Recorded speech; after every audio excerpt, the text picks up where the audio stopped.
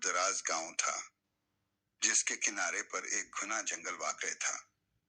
इस जंगल के बीचों बीच एक बहुत पुराना और खौफनाक दरख्त खड़ा था जिसे लोग खून आशाम दरख्त कहते थे।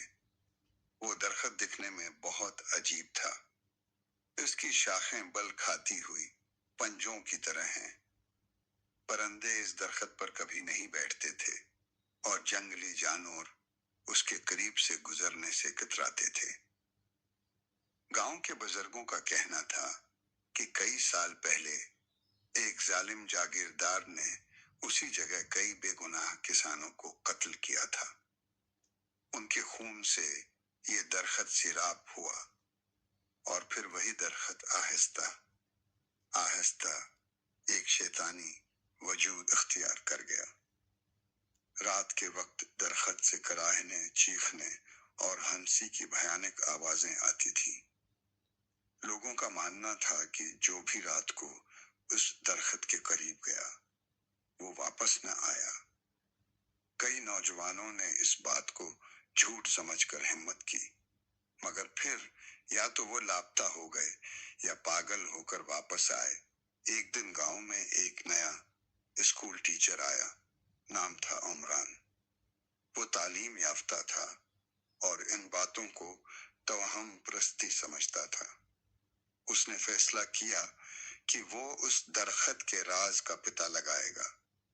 उसने एक कीमरा लिया, टार्च और अपनी डायरी साथ ली और शाम को दरख्त के करीब जा बैठा। जैसे ही रात हुई, फजा में एक अजीब सी सर्दी भर गई। अचानक हुआ बंद हो गई और दरख्त की शाखें खुद ब खुद हरकत करने लगी। उमरान ने अपने कीमरे से सब कुछ रिकॉर्ड करने की कोशिश की, मगर जैसे ही उसने दरख्त के करीब जाकर उसकी जड़ को छुआ, अचानक एक सियाह साया नमोदार हुआ। वो साया किसी इंसान की मानंद लगता था, मगर उसकी आंखें अंगारों की तरह जल रही थीं। साया बोला, ये दरख्त मेरे इंतकाम का गवाह है। यहाँ सिर्फ खून की प्यास बुझती है। तू वापस जा सकता है, मगर राज खोलने की सजा देना पड़ेगी। अगले दिन गांव वाले जंगल में उमरान की डायरी और कीमरा तो पाए, मगर वो खुद गायब था। कैमरे में आखिरी वीडियो वही सियाह साया था। उमरान के गायब होने के बाद पूरा गांव खौफ में डूब गया। लोग अपने दरवाजे सूरज ढलते ही बंद कर लेते और बच्चों को सख्ती से मना कर दिया गया कि जंगल की तरफ न जाएं। लेकिन कुछ दिन बाद एक अजीब वाकया पेश आया। एक रात गांव के मुखिया सरदार के दरवाजे पर दस्तक हुई। जब दरवाजा खोला गया तो बाहर उमरान खड़ा था, मगर वो वही उमरान नहीं लग रहा था। इसकी आंखें बेरंग थी, चेहरा जरद, और वो मुसलसल जमीन की तरफ देख रहा था। उसने सिर्फ एक जुमला कहा, दरख्त अभी मुतमईन नहीं हुआ।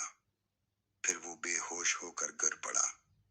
जब गांव वालों ने हकीम को बुलाया तो उमरान के जिस्म पर काले निशानात थे, जैसे जलने के जख्म हों, मगर वो जिंदा था। होश आने पर उसने बताया कि दरख्त एक जानदार वजूद है जो उन रूहों का मस्कन बन चुका है जिन्हें नाइंसाफी से मारा गया। उनकी चीखें, उनकी इज्जत इस दरख्त में कैद है।